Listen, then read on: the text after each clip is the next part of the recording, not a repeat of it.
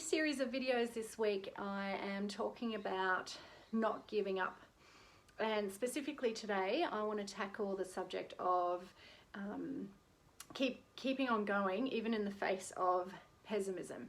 And I want to ask you a question. So do you think you are an optimist or a pessimist? And I got asked this question a little while ago, and of course, being the coach that I am and, you know, being positive, and I immediately answered, oh, I'm an optimist. And this person said to me, well, actually, what you need to look at is not when things are going well or going your way, but when things are going badly, or you've stumbled or, you know, failed in some sort of way.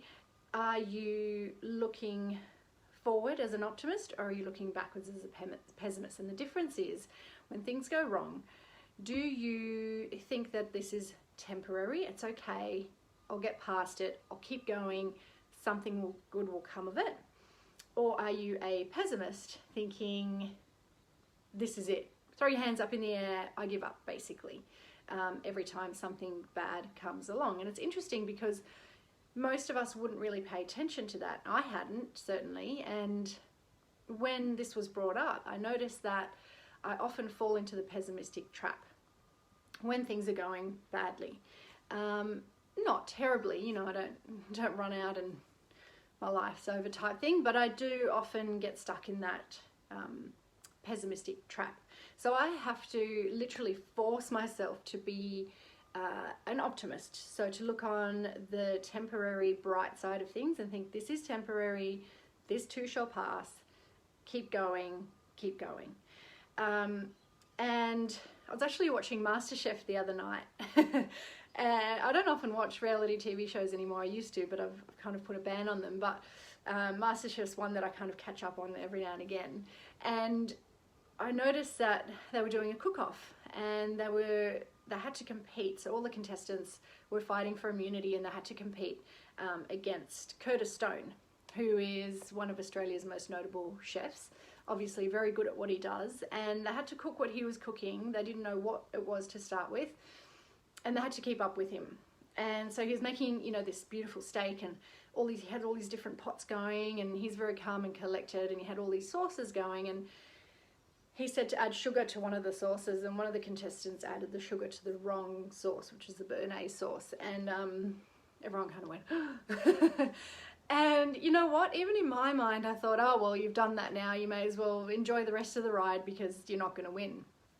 And anyway, I didn't really watch the end of it, but he kept going, and I just assumed that, well, that was it. He obviously didn't win the immunity, and off, you know, I went to bed or whatever. And the next morning I woke up, and I was having lunch, and I decided to watch the recording of what actually happened.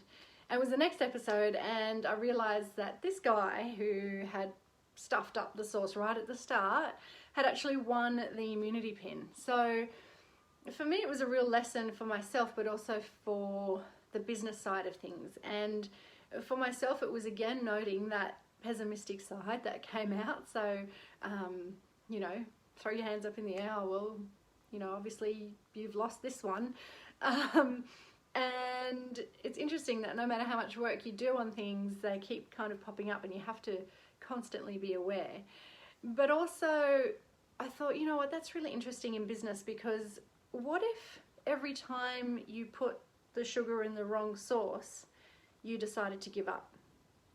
You would never find out what was on the other side, and you'd never discover if maybe that was the time that you won that immunity pin, or if that was the time that you got a new client, or if that was the time that somebody saw your post that wasn't perfect and decided to call you up and give you an opportunity.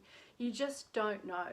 And another interesting thing I heard this morning on the radio, that in the latest episode of Game of Thrones, someone had left a takeaway coffee cup in one of the scenes. It was like a Starbucks coffee cup, when they're all meant to be drinking from goblets, and that doesn't exist.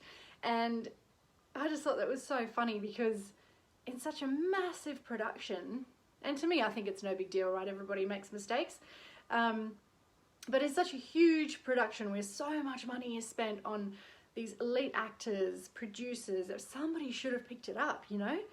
And I just thought, well, stuff it. Like, how can we as small soulpreneurs be judging ourselves for everything to be perfect and not overcoming those little stumbling blocks and getting ourselves out there, when even the biggest franchises who have hundreds or thousands of people working for them to check these little things, they're not even perfect. So how can we judge ourselves to be perfect? So the lesson in that, in terms of not giving up, is to never think that a stumbling block is the end of the road. It could be your biggest opportunity.